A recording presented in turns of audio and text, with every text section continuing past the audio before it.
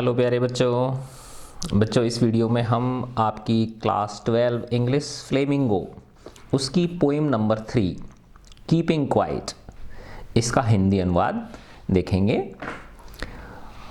देखो बच्चों, ये जो है ना महापुरुष जो होते हैं, जैसे इनका जो जन्म है 1904 में हुआ पेब्लो नेरूदा और 1973 में इनकी डेथ हो गई है ना। तो देखो ऐसे समझो आप कि 27 वर्ष ये हुए 2000 तक और उसके बाद 21 वर्ष ये हो गए है ना।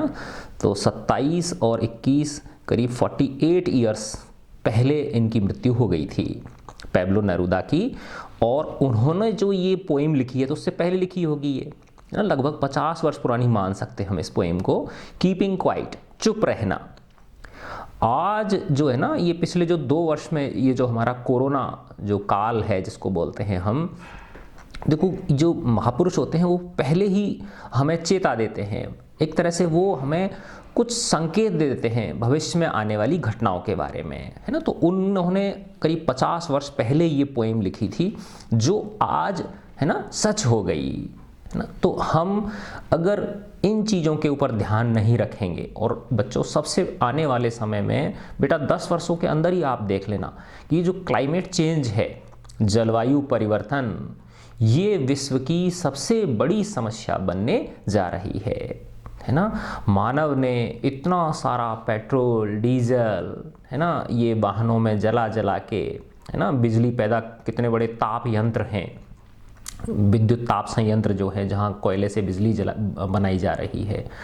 हमारे इस पृथ्वी जो है ना, जो ये प्लेनेट है, इसको बीमार कर दिया हम लोगों ने। अंधी जो दौड़ है हमारी, अब ये हम सब ये किसके नाम पे हो रहा है? सब विकास के नाम पे हो रहा है, डेवलपमेंट के नाम पे हो रहा है। विकास किसे कहा जाए? आज समय आ गया है कि हम इस विकास को, ये जो डेवलपमेंट है, इसको पुनः परिभाषित करें कि आखिर विकास होता क्या है ना। देखो मैं आपके सामने एक ग्रिम पिक्चर नहीं रखना चाहता है ना, कि मैं आपको जो वर्तमान सभ्यता है इसकी जो बुराइयां हैं उन्हीं को मैं आपको बताना चाह रहा हूं। ऐसा नहीं है बच्चों, कि देखो इस सभ्यता की कुछ अच्छाइयां हैं, लेकिन हमें इसकी जो परेशानियां हैं, जो कमियां हैं इसके अंदर, उनके ऊपर भी खुले दृष्टिकोण से विचार करना होगा, क्योंकि नहीं तो जो आने वाली पीढ़ियां हैं वो हमें माफ़ नहीं करेंगी कि हम उनको कैसा प्लेनेट छोड़ के गए हैं। तो ये जो पोएम है, देखो कितनी प्यारी जो है ना शब्दावली इन्होंने यूज़ की है, कितने बड़े संकेत दिए हैं। तो ये एक तरह से जो महापुरुष होते हैं वो भविष्य वक्ता होते हैं वो। तो कीपिंग क्वाइट, चुप रहना सीखें, हम आत्ममंथन करना सीखें है ना, किसी भी चीज़ के ऊपर विचार करना सीखें। बस भागते ही जाएं, दौड़ लगाते जाएं, ऐसा नहीं है ना। और वही हो रहा है आज हमारे समाज में है ना। शांति किसी के भी मन में नहीं है, मस्तिष्क में नहीं है। तो हर चीज़ रिलेटिव है, मानता हूँ मैं कि इस चीज़ का, ये जो भागदौड़ है इसका भी एक अपना अर्थ है, लेकिन पूरी तरह से हम इस भागदौड़ के पीछे पागल न हो जाएं। तो उन चीज़ों को इस पोएम के अंदर उन्होंने बताने की कोशिश की है, और इनको नोबेल प्राइज़ मिला था पेब्लो नेरूदा को। तो मैं इनके अबाउट द पोएट पढ़ता हूँ पहले, और फिर आपको एक एक लाइन इसका भावार्थ समझाऊंगा, ठीक है ना। Pablo Neruda is the pen name of Neftali Ricardo Reyes Basoalto, who was, अब ये इनका पूरा नाम हो गया, who was born in the town of Parral in chilli. Chilli कहाँ है? साउथ अमेरिका में है। Neruda's poems are full of easily understood images, यानी उनकी जो ये पोएम्स हैं ये बहुत आसानी से जो है ना समझ में आ जाती हैं, और इजीली अंडरस्टूड ऐसी एक इमेजेस पैदा करती हैं ये जो बहुत आसानी से हमारी समझ में आ जाती हैं। Which make them no less beautiful, इसका अर्थ है which makes them very much beautiful, जो कि उनकी इन कविताओं को बहुत सुंदर बना देती हैं। He won the Nobel prize for literature in year 1971, 1971 में है ना, यानी आज से 50 वर्ष पहले उनको नोबेल प्राइज मिला था साहित्य का।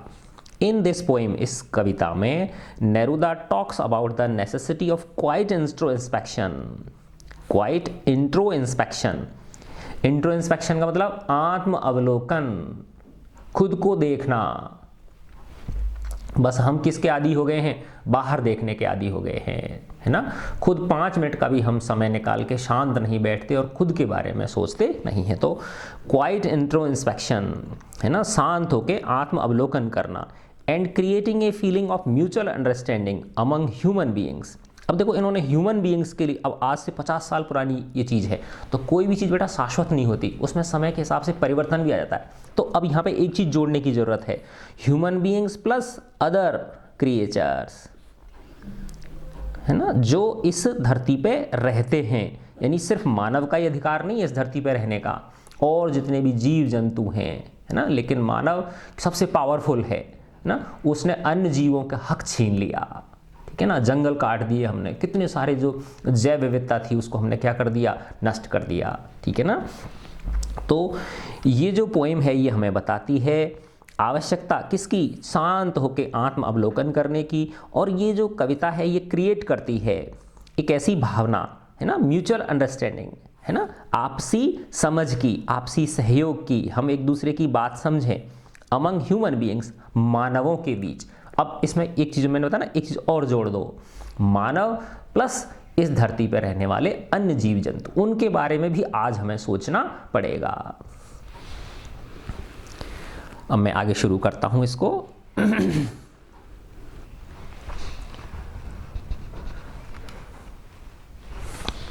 Now we will count to 12 and we will all keep quite still, है ना। अब हम 12 तक गिनती गिनेंगे, and we will all keep still. अब देखो यहाँ पे 12 तक गिनती करने का अर्थ ये है, जैसे आपने देखा ना 1 2 3 ऐसे करते 3 पे दौड़ लगाते हैं, है ना। तो 1 2 जो बोलना है वो एक तरह से ध्यान केंद्रित करने वाली बात है ना। अब जैसे मैं कहूँ आपसे एकदम शांत हो जाओ, तो इतनी जल्दी हो सकता है डिस्ट्रैक्शंस रहेंगे लोगों के दिमाग में, और अगर मैं कहूँ कि मैं 12 तक गिनती बोलूँगा और उसके बाद सबको शांत हो जाना है, तो 12 तक जो है ना, जो भी हमारा भटकाव है ध्यान का, वो क्या हो जाएगा, 12 तक गिनती बोलने में वो कुछ केंद्रित हो जाएगा, और जैसे ही हम 12 पे आएंगे तो हम क्या कर लेंगे, अपना ध्यान केंद्रित कर लेंगे। तो यही कह रहे हैं ये, now we will count to 12, अब हम 12 तक गिनती गिनेंगे और हम सब लोग स्थिर हो जाएंगे, शांत हो जाएंगे, ठीक है ना।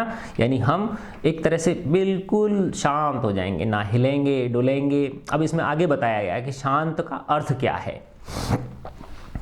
For once on the face of the earth, है ना। अब लेखक कह रहे हैं कि अगर हम ऐसा करेंगे तो इस धरती के इतिहास में पहली बार, इस धरती पर, फेस ऑफ द अर्थ, इस धरती की पृष्ठ पर पहली बार, let's not speak in any language, आओ हम किसी भी भाषा में बातें न करें, हम चुप हो जाएं। क्योंकि इस संसार में क्या है बताओ, अनेक प्रकार की भाषाएं हैं, कोई भाषा बोलता है, इतने सारे, हमारे हिंदुस्तान में कितनी सारी भाषाएं हैं, जबकि पूरा विश्व मिलाएंगे तो पता नहीं कितनी भाषाएं मिलेंगी हमें।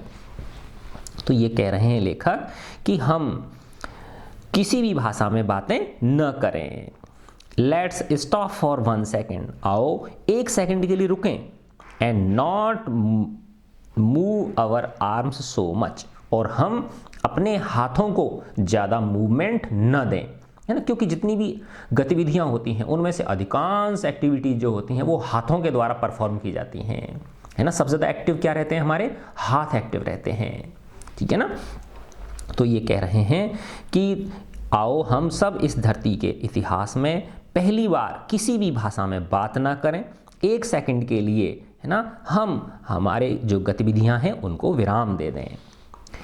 अब लेखक कह रहे हैं it would be an exotic moment, है ना। अगर हम ऐसा करेंगे तो ये एक विशेष जो है ना, वेरी स्ट्रेंज, एक्सोटिक का मतलब वेरी डिफरेंट, कुछ अलग ही क्षण होगा अगर हम ऐसा करेंगे। अब देखो बात वही आ रही है ना कि आदमी पहले तो नहीं कर रहा था, लेकिन कोरोना ने हमको घरों के अंदर बंद कर दिया कि नहीं कर दिया, पूरा विश्व जो है ना वो ठहर गया, है ना।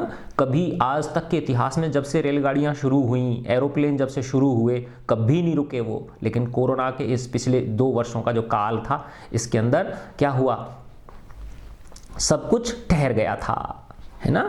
तो it would be an exotic moment, ये जो क्षण होगा जब हम कोई भी भाषा में बात ना करेंगे, हम हमारे मूवमेंट्स को सीज कर देंगे, तो ये एक डिफरेंट मोमेंट होगा, एक डिफरेंट क्षण होगा, विदाउट रस, कोई भागा दौड़ नहीं होगी। विदाउट इंजन्स, कोई भी वाहनों के इंजन नहीं चल रहे होंगे, वाहनों के, मशीनों के, कोई जो भी है ना यंत्र हैं उनके सब इंजन क्या होंगे, बंद होंगे।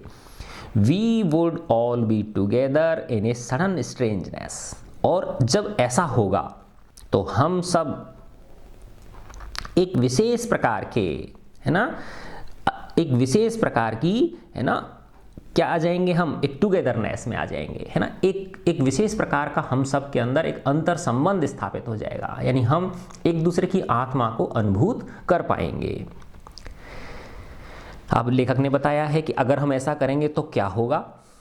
Fisherman in the cold sea would not harm whales, है ना। अब देखो, चाहे भले कुछ समय के लिए ही है ये, है ना, अगर हम अपने मूवमेंट्स को सीज कर देंगे, हम अपनी गतिविधियों को विराम दे देंगे कुछ समय के लिए, तो क्या होगा, जो फिशरमैन हैं, मछुआरे हैं, जो समुद्र के अंदर, कोल्ड सी का मतलब समुद्री मानो आप, है ना, ठंडा समुद्र या समुद्र के अंदर वो जो वेल्स हैं, अब वेल्स क्या है, पूरी मछली की प्रजाति को रिप्रेजेंट कर रही है ये, वो मछलियों को नुकसान नहीं पहुंचाएंगे, अर्थात वो मछलियों का शिकार नहीं करेंगे, मछली नहीं पकड़ेंगे, उनकी जान नहीं लेंगे।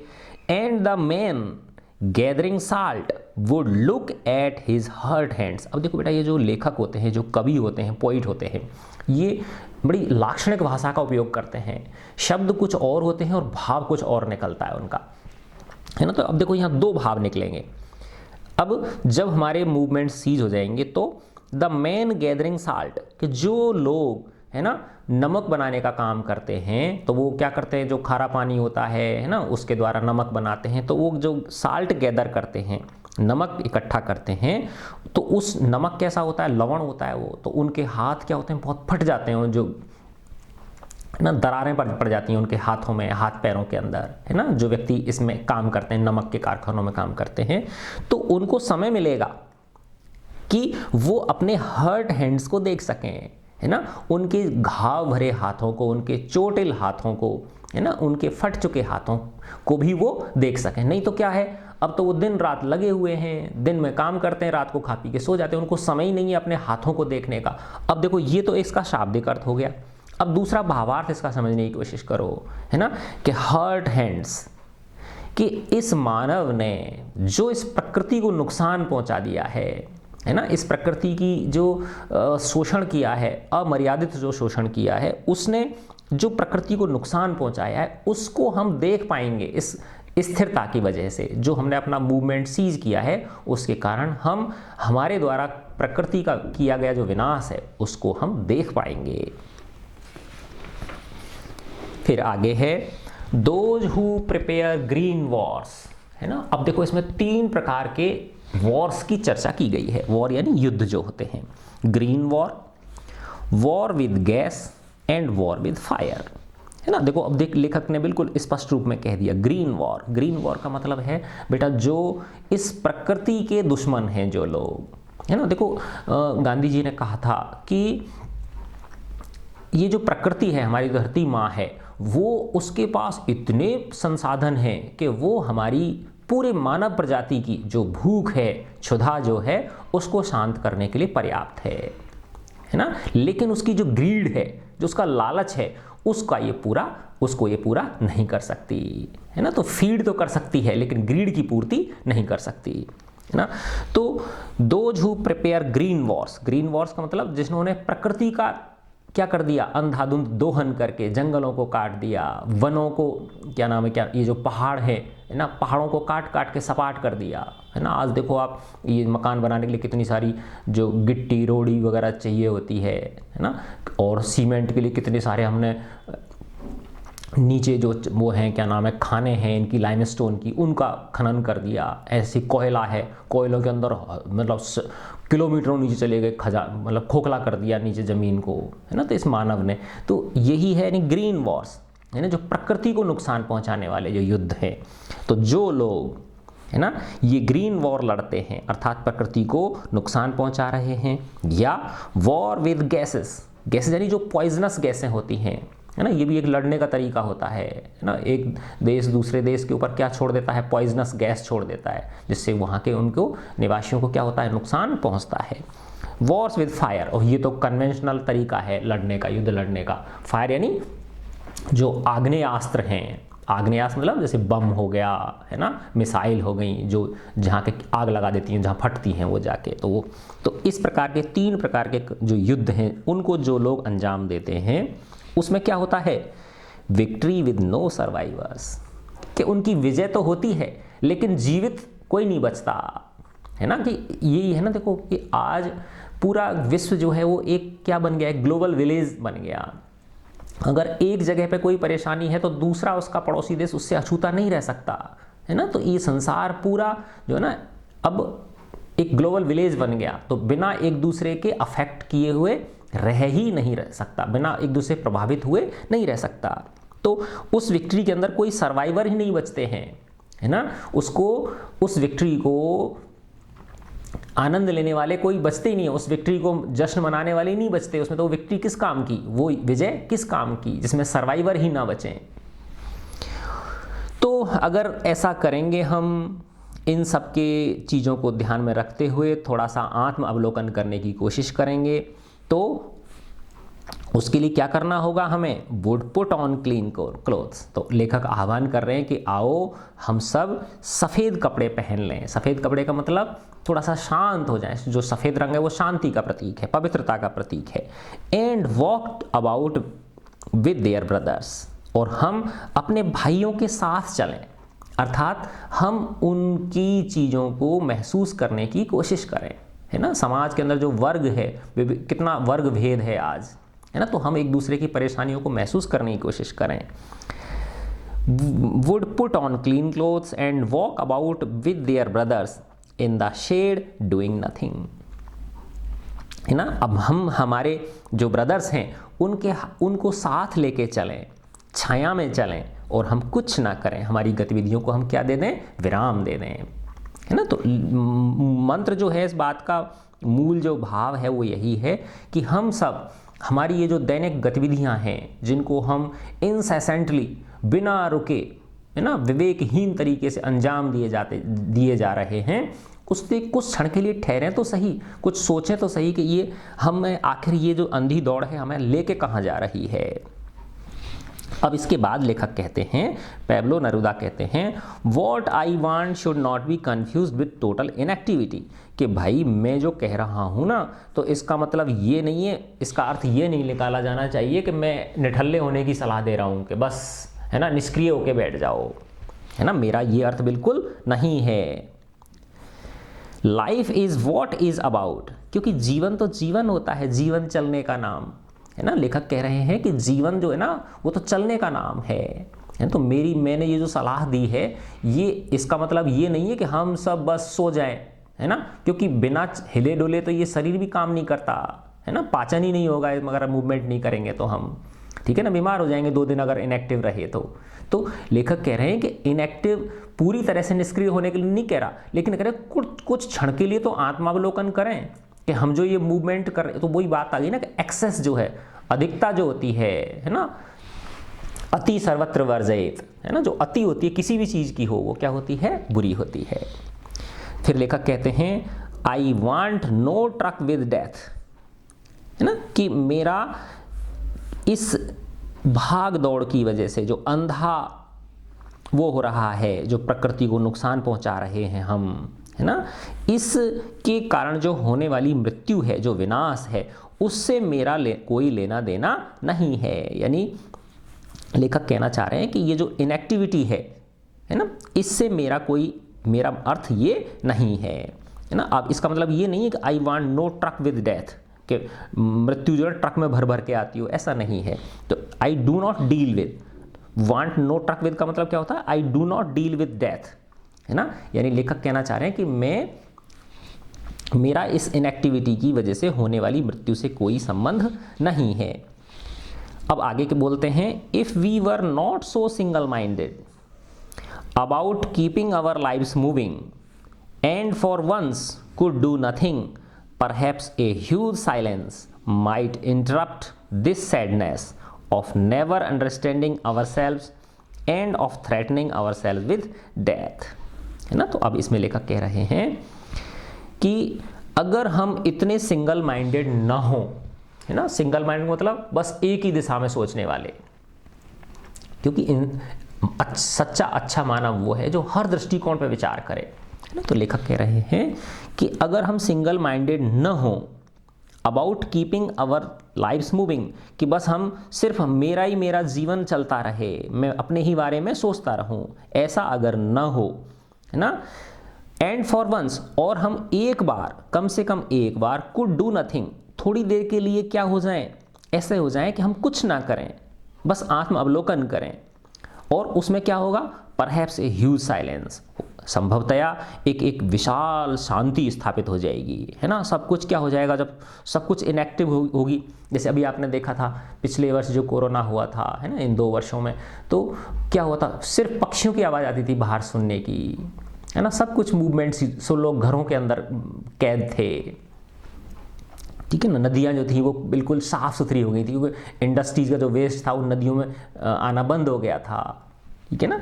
तो परहैप्स ए ह्यूज साइलेंस, तो हो सकता है ना, संभवतया ऐसा जब हम करेंगे तो एक चारों ओर एक शांति का वातावरण स्थापित हो जाएगा, और वो माइट इंटरप्ट दिस सैडनेस, है ना, कि ये जो दुखीपन है, ये जो दुख है चारों ओर जो फैला हुआ है, मानव की अंधी जो दौड़ है उसकी वजह से, शायद उसको ये इंटरप्ट कर दे, शायद उसको ये रोक दे, है ना। तो ये जो हमारा आत्म अवलोकन है, ये शायद इस सैडनेस को क्या कर दे, रोक दे। और कौन सी, of never understanding our selves, कि हम कभी भी अपने आप को क्या नहीं कर पा रहे हैं, समझ ही नहीं पा रहे हैं, and of threatening our selves with death, और हम अपने आप को, है ना, अपने आप की जो मृत्यु है उसके लिए हम क्या दे रहे हैं, निमंत्रण दे रहे हैं, अर्थात इस प्रकृति का, है ना, इस प्रकृति माँ का जो है ना विनाश करके, अंधाधुंध दोहन करके हम स्वयं के विनाश को क्या दे रहे हैं, न्योता दे रहे हैं। तो अगर हम ऐसा करेंगे तो शायद इस सैडनेस को हम इंटरप्ट कर पाएँ, इसमें हम रुकावट पैदा कर पाएँ। अब आगे लेखक बोलते हैं, perhaps the earth can teach अस, है ना। देखो बेटा, बहुत ही बड़ा संदेश दिया है ना, कि या तो मानव सुधार ले अपनी गतिविधियों को, नहीं तो प्रकृति को आता है, जैसा कि अभी हुआ, हमने देखा, ठीक है ना।